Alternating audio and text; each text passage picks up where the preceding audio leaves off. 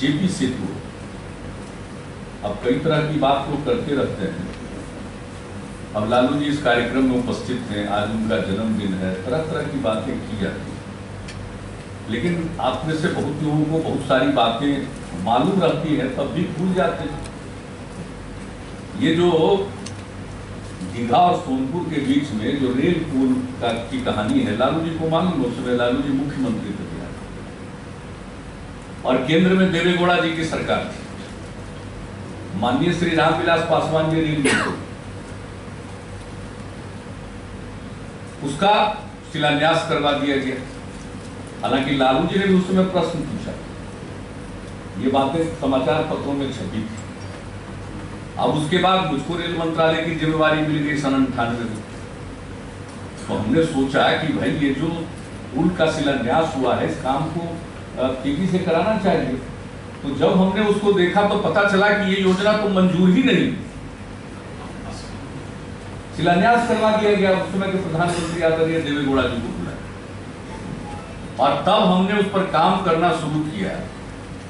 उसका डीपीआर बना, उस प्रोजेक्ट को सैंक्शन कराया गया कैबिनेट से, केंद्रीय कैबिनेट से। और यह सब करते हुए जब दोबारा फिर हम रेल मंत्री बने थे, उसके बाद सारी इसकी प्रक्रिया पूरी की गई और तब तत्कालीन प्रधानमंत्री आदरणीय अटल बिहारी वाजपेयी जी को हमने आमंत्रित किया यहाँ, और पटना में वो आए, गांधी मैदान से कार्यक्रम हुआ और इस पुल का जो कार्यारंभ हुआ, शिलान्यास हम कैसे करते हैं, प्रधानमंत्री का नाम उसमें अंकित, पर ये प्रोजेक्ट मंजूर नहीं। जब प्रोजेक्ट मंजूर हुआ तो उसका हमने कार्यारंभ करवाया और गांधी मैदान में कार्यक्रम हुआ और बटन दबाकर वहां दीघा में कितना उत्साह का वातावरण, और वो पुल का काम शुरू हुआ।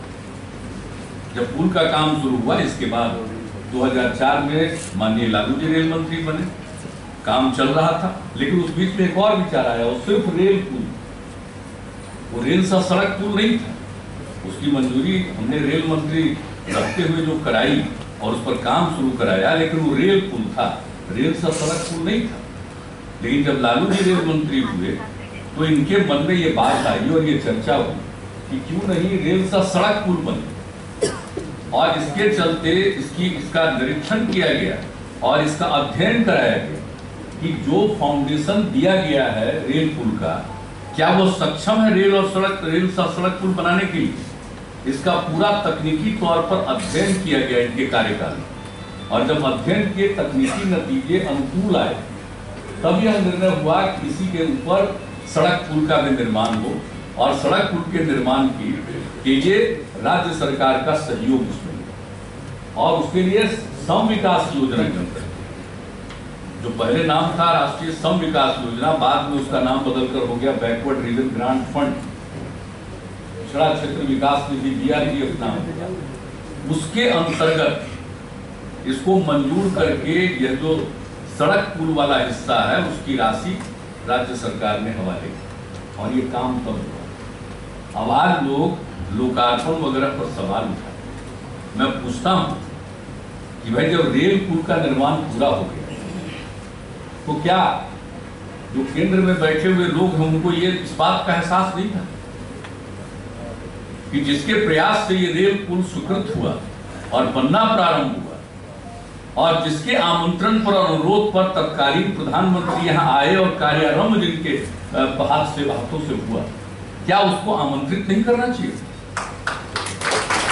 उस समय रेल मंत्री था, अभी मैं बिहार का मुख्यमंत्री हूँ, लेकिन उस पुल के उद्घाटन के समय तो हम भूल गए थे उनको।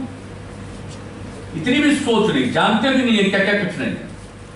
अभी जो लोग बैठे हुए हैं इसमें कितनी तकनीकी कठिनाइयां आई और किस प्रकार से इसका समाधान निकाला गया है।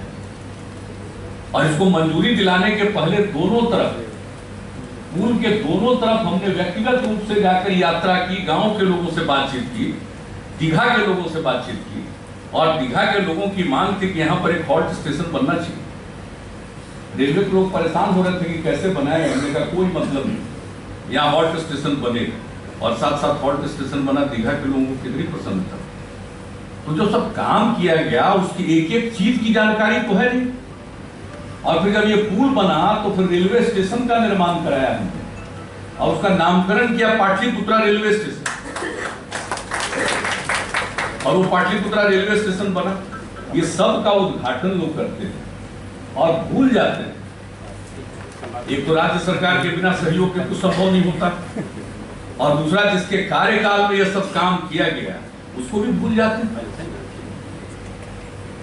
और आज अगर ये जो अप्रोच रोड का निर्माण हुआ है और उसके चलते हुआ, तो ये जो सड़क पुल बना है, रेल सा सड़क पुल, उसमें तो लालू जी का योगदान सबसे बड़ा योगदान है। तो हमारे कार्यकाल का था सिर्फ रेल पुल, लेकिन रेल सा सड़क पुल हुआ और उसके चलते 2 साल इसका अध्ययन कराकर यह निर्णय लिया गया। ये सारी बातों को लोग ठीक से बोलते क्यों नहीं, बताते क्यों नहीं? और सब मीडिया के लोग बैठे हुए हैं, हमारी बात पर मत जाइए। आप RTI में सूचना पूछ लीजिए, एक एक चीज की जानकारी ले लीजिए।